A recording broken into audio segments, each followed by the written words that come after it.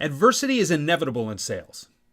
Sometimes it's just going to feel like nothing is going your way and there's nothing you can do about it. I've been there before, and it happens to people all the time. You're not alone. Just know that you're not alone. But what will separate you is how you deal with it. The difference between a good salesperson, a great salesperson, and someone who's not going to be a salesperson for much longer is how you deal with that adversity.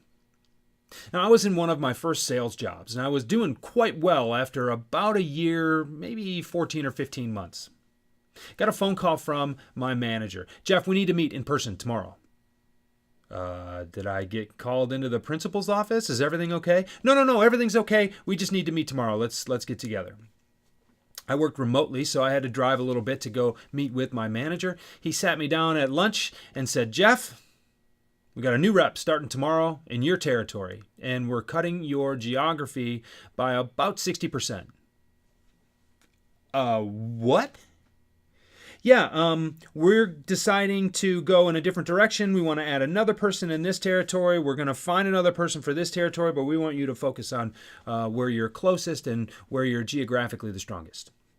Okay, well, at this point, I'd only been growing my business by about 40% in an industry that was growing at 8%, and people seemed to like me, and oh, by the way, they hired this guy without even telling me they were posting a position. There's a lot of salespeople, when I retell this story, say, how did you not quit?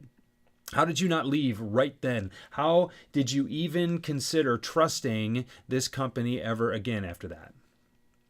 Well, the truth is that the writing had been on the wall. I knew that there was a focus on putting more people on the street.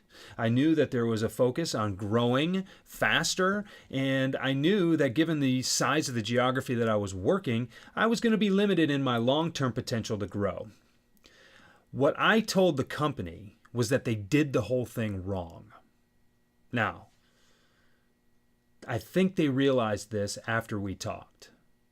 And not only did they ask me or tell me that my territory was going to be reduced, and let me underscore this, as a commissioned-only salesperson, when they take business away from you that you earn money on, it's a really big deal.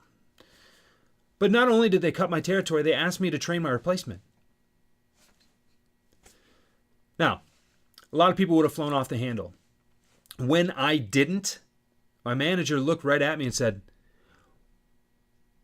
wow, you're not throwing a fit. You're not flying off the handle. I said, no, I don't fly off the handle. Well, most sales reps would have flown off the handle by now. I said, I'm not most sales reps. Now, at this point, this turning point right here was a big deal when it came to my reputation and my standing with this company. Right away, they knew they were dealing with someone that was not like what they expected. That's a good thing. Secondly, they immediately had more respect for me. It was not just my manager, but his managers as well, had much more respect for me in the way I handled things. That paid dividends down the line as I spent a lot more time with this company. This is a real, like I said, a turning point in my career with this company because I was looked upon differently from that point on. I was looked at as a leader. I was looked at someone who could be trusted with higher level decisions. I was looking at someone who approached my position as a professional, not just some fly by the seat of his pants sales guy who's going to win some, is going to lose some, is going to complain about it all. These little turning points, these little opportunities for turning points are going to present themselves on a regular basis. How are you going to handle them? Are you going to separate yourself as someone who's really great?